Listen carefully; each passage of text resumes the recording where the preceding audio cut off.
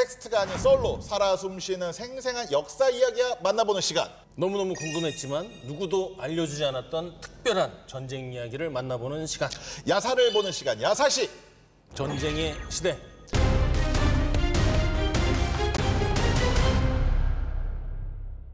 역사 속 결정적인 장면들을 모아서 맛있게 한 상 차려드리겠습니다. 두 선생입니다.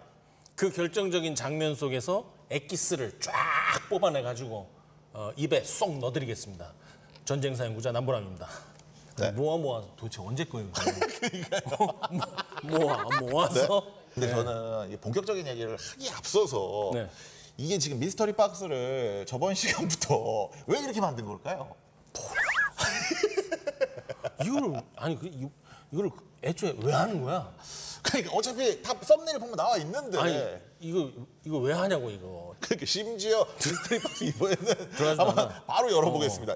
어우 꺼내기 뭐야 벽돌.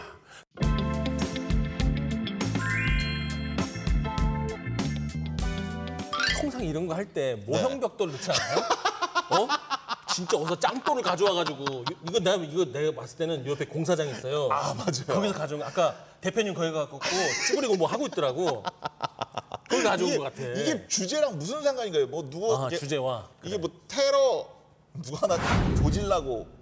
이 화생방전에 들어가면 너 간 벽돌 된다 이런 영화적인 표현이 있긴 해요. 네. 화생방은 우리 했잖아. 그러니까요. 아니면 약간 벽돌 하면은 건물 짓는 거니까 공병 얘기 아닌가? 공병? 추억이나 이런 게 있으면 한번 얘기해 주셔도 좋을 것 같아요. 없어요. 벽돌에 무슨 추억 있어요? 너가 다 해봤어요? 누가 다 안 해봤어요. 알바로 반드시 해봐야 된다 그래서 우리 대학 때 아이들 그럼, 나왔어요. 그래서 벽지핀 하나 똥들은 중간에 도망갔어. 추노를. 벽돌의 추억. 아무튼 이거 치워주시고요. 다음 힌트 바로 꺼내보도록 하겠습니다. 이게 계속 내 전공이야. 저번에도 뭔데요? 딱 한번 만져보면 안다고. 이거 빵이잖아요, 빵. 빵이랑 빵. 벽돌은.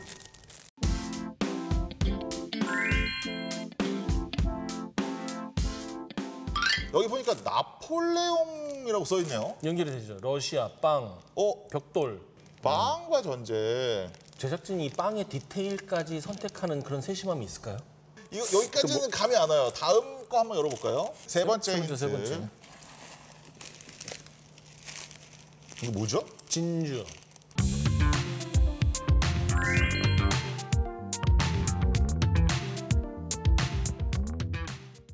진주? 펄.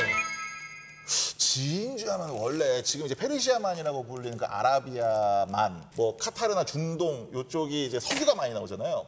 네. 근데 원래는 여기가 진주가 많이 나오는 곳이었대요. 진주. 어떤 진주. 작가주의 연출이 여기에 들어가고 있는 거죠, 도대체?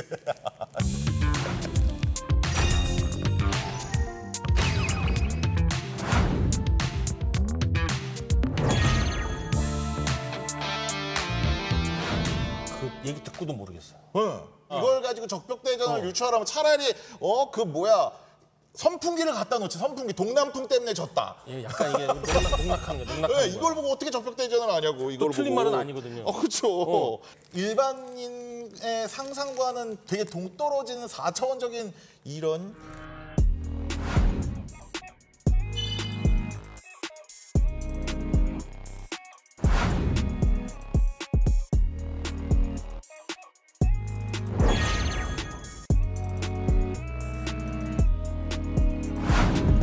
그렇죠. 뭐 이렇게 멍청한 전쟁이라고 말을 하기에 앞서서 우선은 모든 전쟁이 다 멍청하죠. 왜냐하면 대화 타협을 통해서 결론이 나면 좋은데 전쟁하는 것 자체가 어떻게 보면 현명하다고 평가를 하긴 힘든데 그래도 멍청한 전쟁은 있죠. 멍청 오브 멍청. 우리가 전쟁의 신이라고 부리는 나폴레옹 형님. 네. 여기도 뭐 실수 많이 했잖아요. 근데 저는 오늘 교수님이랑 많이 싸울 것 같은 게 이게 나폴레옹이 한 전쟁들을 실패한 전쟁들을 이걸 진짜로 멍청하다고 할 수 있을까? 그러니까 나폴레옹이 어떻게 보면은 육전에서는 한 번도 패한 적이 없다가 해전에서 한 번 패하지 않습니까? 트라팔가르 해전에서. 그렇죠. 그런데 그게 트라팔가르 해전이 멍청한 결정이라고 볼 수도 없잖아요. 그렇죠. 상대가 너무 잘한 거지. 아니 가지는 못하리라 차차차 하면서 가라. 그렇게 그렇죠. 얘기를 했다고 그래요. 그런데 저도 막상 이제 자료를 찾아보고 보다 보면은 그러니까 나폴레옹이 처음에 러시아 원정을 떠날 때 이렇게 길게 갈 거라고 생각을 못했대요.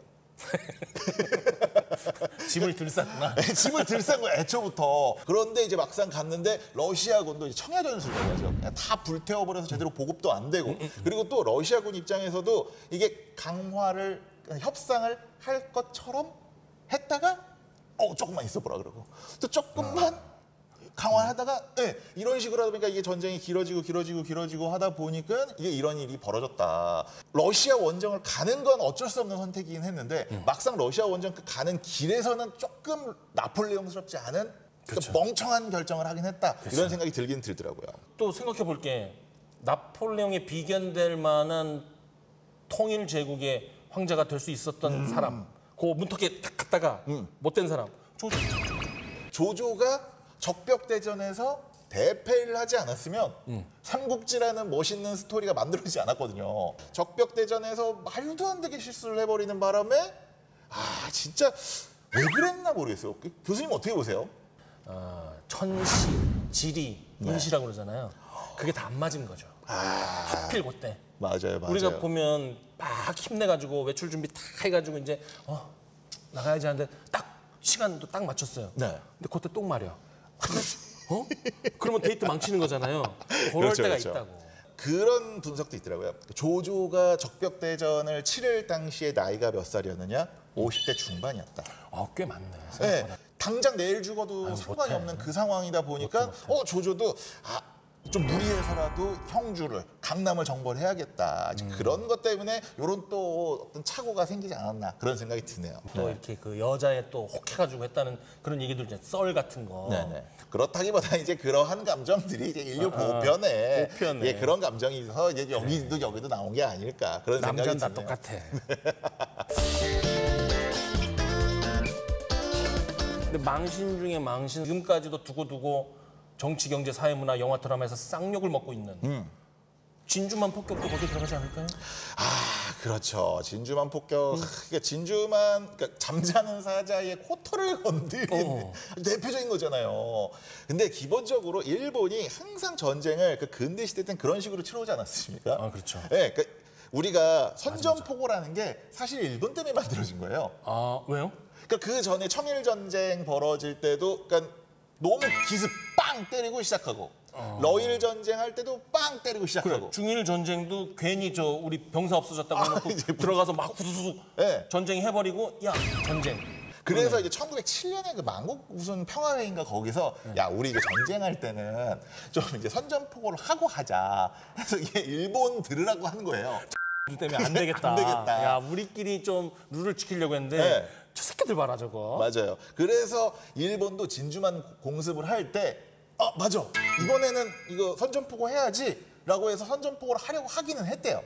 그런데 하필이면 진주만 공습할 때 일요일에 선전포고 문서를 보낸 거죠. 주1 대사관에 있는 당직 서는 근무자가 뭐 당직 쓰고 있다가 뭐 제대로 일을 안 한 거야. 그래서 오히려 공격하기 전에 그러니까 선전포고하기 전에 기습이 되었던 그렇게 해서 결국 진주만 공습이 있고 제2차 세계대전이 태평양 전쟁으로 확전이 되면서 결국에는 핵 2방 맞고 이렇게 끝나버린 그런 전쟁이잖아요. 완전히 그냥 골로 갈 뻔했죠.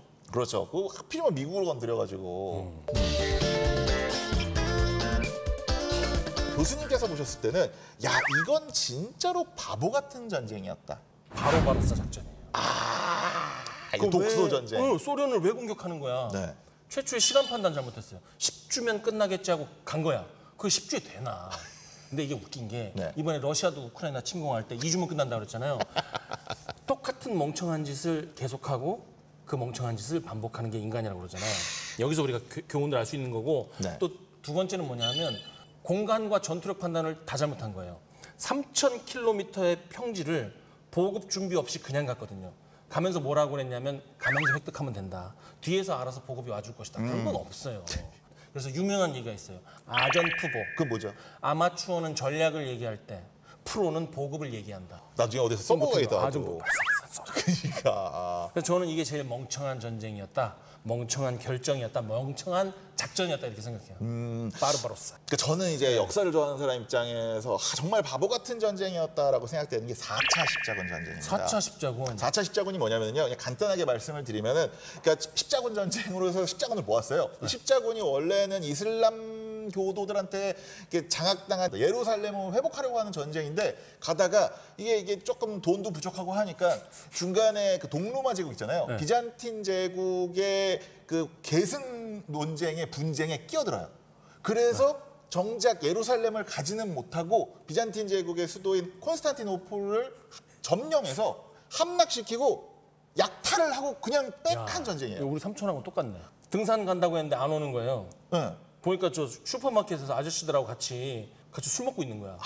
거기 뭐 잡담하고 있으니까 재밌어 보여서 등산 그 백 메고 집에 안 들어오는 거야. 등산 갔다가 똑같은 거네. 근데 제가 이걸 왜 멍청한 전쟁이라고 생각하냐면은 동로마 제국은 이슬람 세력에게 유럽을 지켜내는 방파제 같은 존재였거든요. 그렇죠. 그런데 그 뒤로 이제 동로마 제국이 멸망하고 휘청거리고 하면서 자연스럽게 이슬람 제국, 그러니까 뭐 오스만 제국이 발칸반도로 넘어오잖아요. 그렇죠. 그러면서 이제 유럽이 굉장히 큰 위기에 빠져들었거든요. 그래서 저는 정말 바보 같은 전쟁, 그러니까 역사를 더 길게 보지 못하고 그냥 당장의 그 돈 때문에 한 전쟁이라서 저는 4차 십자군을 한번 정해보긴 했습니다. 바보. 그렇죠. 바보들. 네, 이렇게 저희가 이제 실패한 전쟁 이야기를 했는데 아까 나폴레옹 이야기도 하고 조조 이야기도 했지만 기본적으로 실패한 전쟁, 멍청한 전쟁을 얘기할 때 이게 빠질 수 없는 게 지휘관이지 않습니까? 그렇죠. 이 지휘관의 잘못된 결정으로 결국에는 이게 실패한 전쟁, 멍청한 전쟁 이야기가 붙었는데 신립장군, 임진왜란 당시에 신립장군이 탕금대 전투를 한 것으로 역덕들은 되게 논쟁이 많거든요. 교수님은 어떻게 생각하세요? 야, 이거 위험한 문제. 맞아요. 이게 그 우리가 이거 가지고 사람들의 공분을 일으켜서 네. 많이 봐주길 바라면서 과감하게 얘기를 던지자고요. 네. 신립장군은 멍청한 지휘관이었다고 생각을 하세요? 저는 그렇지 않아요. 아니잖아요. 네. 그 앞에 다 이겼잖아. 네. 근데 탕금대에서만 왜 그런 잘못된 판단을 했을까? 네. 주어져 있는 그 지형적 여건 자체가 바보 같은 상황이었어요. 그 바보 맞아. 같은 상황에서 지휘관이 할 수 있는 것은 바보 같은 판단 외에는 없는 거예요. 기본적으로 후대에 와서 이게 정답이었고 이건 오답이었어라고 많은 사람들이 얘기를 해요. 그런데 막상 그 당시에 그 주어진 환경에 있는 사람들 입장에서 봤을 때는 둘 다 리스크가 있고 둘 다 장점이 있는 그런 선택지들이었거든요. 네. 그러니까 저는 개인적으로 이 신립장군의 탕금대 전투라는 거를 너무 이거는 바보 같은 전투야라고 이렇게 몰아세우는 거는 신립장군한테도 조금 그러나 그렇다고 하더라도 우리는 비판할 부분이 있어야 다음 맞아요. 전투에서 또 이기는 교훈을 얻을 수 있잖아요. 맞아요. 평야에서 싸우기로 했으면 참호를 판다든지 마차를 갖다 놓는다든지 아니면 불을 태울 뭔가를 갖다 놔서 혼란을 준다든지 하는 최소한의 조치는 있었어야 되는데 기병 전투를 하는 명예로운 승리를 생각했기 때문에 너무나 정정당당한 승부를 선택한 그 신립이 또 조총을 또 얕봤다는 얘기도 있는데 이게 그래요. 오늘날 우리 군인들 아니면 전문직에 있는 우리도 어지간히 알 건 다 안다고. 나 같은 경우도 전쟁사를 하지만 새로 나온 중국의 무기가 뭐가 있고 열병식이 갖고 나온 저 총이 뭐고 이거 대충 안다. 신립이 그거 몰랐을까요? 그것만 해서 먹고 사는 장수인데 네. 그럼 나보다 머리가 좋았겠지. 나보다 네트워크가 일단 직책이 높은 사람이잖아. 그렇죠. 알지. 그러나 실제 머리로 아는 것과 실제 그 위력을 경험해 봤느냐 그건 또 다를 수 있어요? 맞아요. 참 여러모로 그러니까 탕금대 전투라는 게 이게 아까도 적벽대전에서도 잠깐 이야기했지만 요것만 어떻게 좀 잘 막아냈으면 임진왜란이 조금 더 수월하게 퍼졌을 텐데라는 그 아쉬움. 그러니까. 그게 이제 신립장군에 대한 분노랑 비난으로 좀 이어진 게 아닌가라는 생각이 드는데 갈리폴리 전투도 우리가 빼놓을 수 없지 않습니까? 혹시 모르시는 분들을 위해서 간단하게 말씀을 드리자면은 그러니까 1차 세계대전이 한참 벌어지고 있던 당시였어요. 1915년이었나 그랬는데 그때 당시에는 영국이랑 러시아, 프랑스가 이제 같은 편이었고 오스만 제국이랑 독일이 같은 편이었죠. 러시아에 있는 그 흑해 함대가 바다 그러니까 지중해로 나와줘야 되는데 거기를 꽉 잡고 있는 게 오스만 제국이었거든요. 여기를 확실하게 점령을 해줘야 이제 러시아의 함대가 나올 수 있겠다 싶어서 이제 거기 간 전투가 그게 이제 갈리폴리 전투입니다. 갈리폴리 전투에 대해서 어떻게 보세요, 교수님은? 저는 갈리폴리 전투 잘했다. 열심히 잘 싸웠다. 어허. 그렇게 생각합니다. 잘 모르시는군요. 제가 이 육전 쪽에 잘 알아서. 나폴레옹은 이제 그런 측면이 있어요. 러시아의 동장군을 이길 수는 없다 이렇게 천편일률적으로 결론을 내거든요. 네. 근데 실제 그 안에 들여다보면 전혀 다른 내용들이 나올 때가 있어요. 예를 들어서 민스크 보급 기지를 빼앗겨요. 오. 보급 기지가 없었던 게 아니에요. 원래는 그 보리소프에 있는 교량을 건너가려고 그랬어요. 근데 러시아군이 이걸 쏙 차지해 버렸네. 그러니까 겨울에 교량을 뺏기면 어떤 생각합니까? 그 다음에 다리를 막았어? 그러면 얼음 위로 가야지. 얼음 위로 고양이가 뭐 그런 거 있잖아요. 그렇게 가려고 그랬다고. 근데 이게 이상기온이 와가지고 안 얼은 거예요. 건너는 가야 되잖아. 네. 거기서 무슨 다리 임시로 건설한다 어쩌다 폭삭 젖은 거예요. 네. 거기서부터 추위에 밀려버린 거예요. 그러니까 우리가 뭔가 저거 엉망진창이야.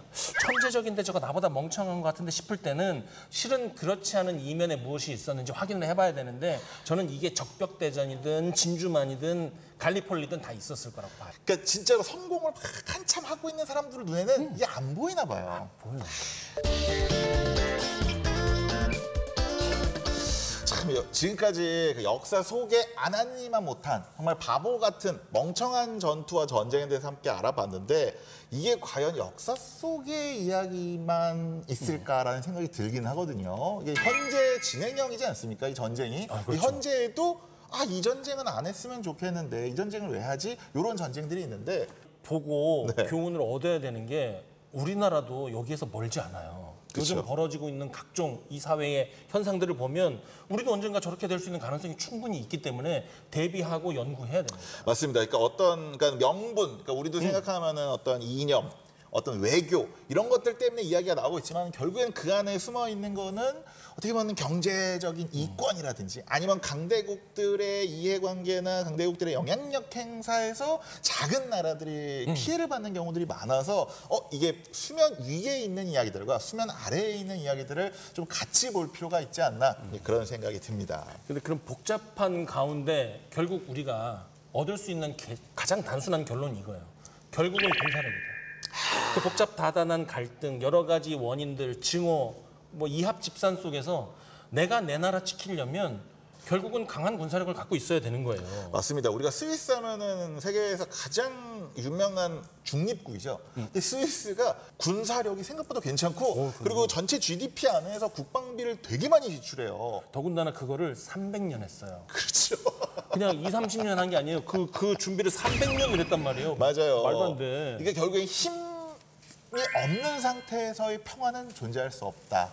맞습니다. 라는 게 정말 이번 시간의 교훈이 아닌가 그런 생각이 듭니다. 네, 이렇게 오늘 멍청한 전쟁, 안 하니만 못한 전쟁 이야기를 해봤는데요. 막상 또 이야기를 하다 보니까 이 세상에 또 마냥 멍청하고 마냥 이유가 없는 결정과 전쟁은 또 없었다라는 이야기로 마무리가 되는 것 같은데 오늘 교수님 어떠셨습니까?